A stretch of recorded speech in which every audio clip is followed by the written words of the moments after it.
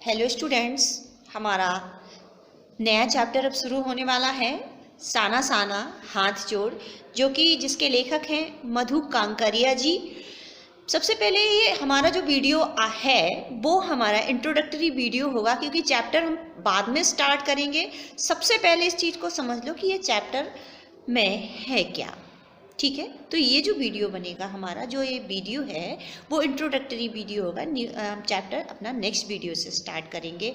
सबसे पहले मधु कांकरिया जी ने ये जो लिखा है वो यात्रा वृतांत है।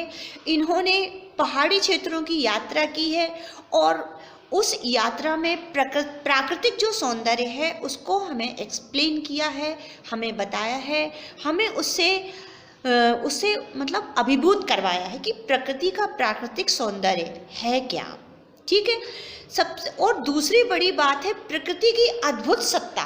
प्रकृति की अद्भुत सत्ता का उन्होंने अवलोकन किया है। वो उनके लिए एक बड़ा अनुभव है, बहुत महत्वपूर्ण है। इसमें उन्होंने इस यात्रा वृत्तांत के दौरान प्रकृति के रहस्यों का उद्घाटन किया है कि प्रकृति एक कैसे ना, प्रकृति जैसा कोई अद्वितीय नहीं है, मदर नेचर है।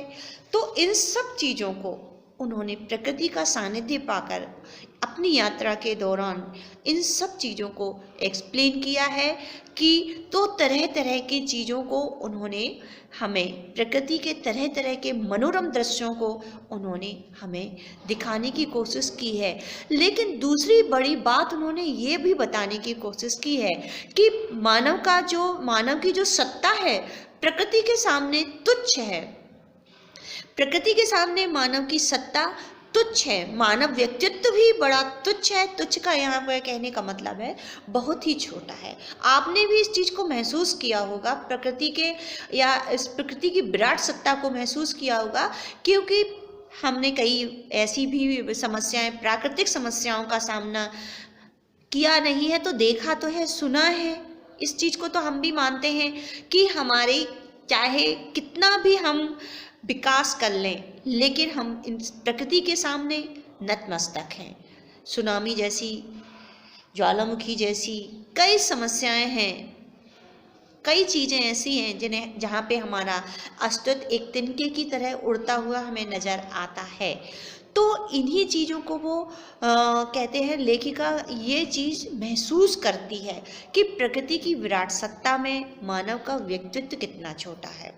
ठीक है, तरह तरह के रंगीन वादियों का नज़ारा देखती है, सुखद अनुभव करती है। और दूसरा फिर वहाँ पे प्रकृति का चलायमान प्रकृति देखती है। एक नया शब्द वो देती है, चलायमान प्रकृति। हम आपको बताना चाहेंगे कि हम जिस तरीके से देख रहे हैं, हमें सब कुछ जीवन में ऐसे लगता है कि ये स्थिर है। नहीं, हर पल, हर कण बेटा चलायमान है। इस चीज़ को हमें समझना है। ये चीज़ इम्पोर्टेंट पार्ट है कि प्रकृति का सौंदर्य चलायमान है। लेखिका ने इसको समझा है कि चलायमान सौंदर्य, हर पल प्रकृति एक नया रूप लेती है, नवीनता को धारण करती है।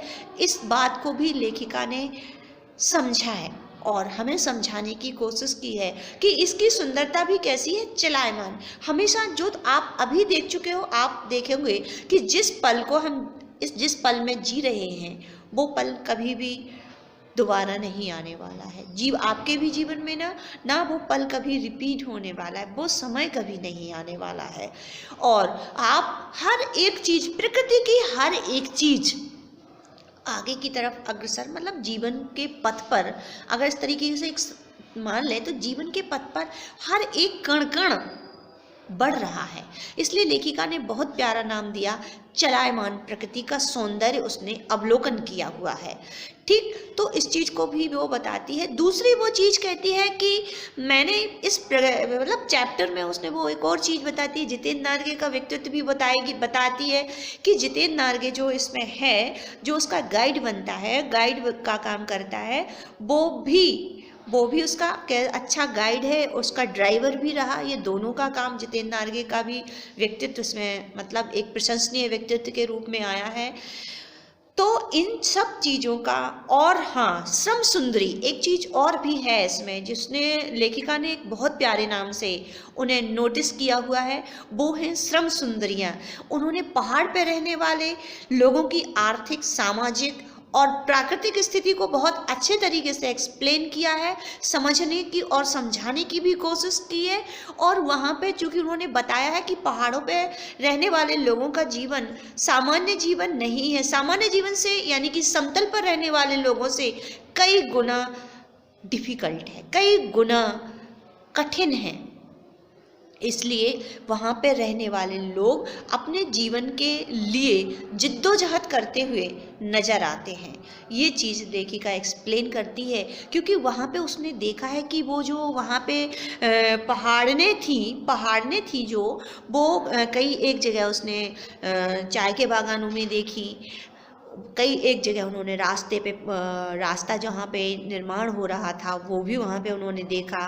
तो जितनी भी जगह देखा, उन्होंने एक चीज़ अवलोकन और भी किया कि ये महिलाएं काम के साथ साथ अपने परिवार को भी, अपने बच्चों को अपने डलियों में बिठा के काम कर रही थी। इसलिए ये मतलब इनका मातृत्व भी उन्होंने अवलोकन किया।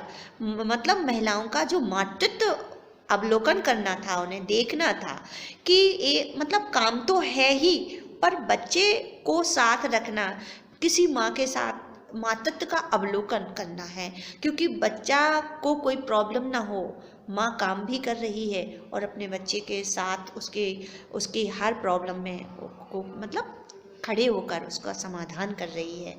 ये मतलब एक बहुत ग्रेट वर्क है। हम साफ साफ वही बात फिर बोलेंगे कि मातृत्व का अवलोकन लेखिका द्वारा किया गया है कि माँ वास्तविकता में बहुत महान होती है।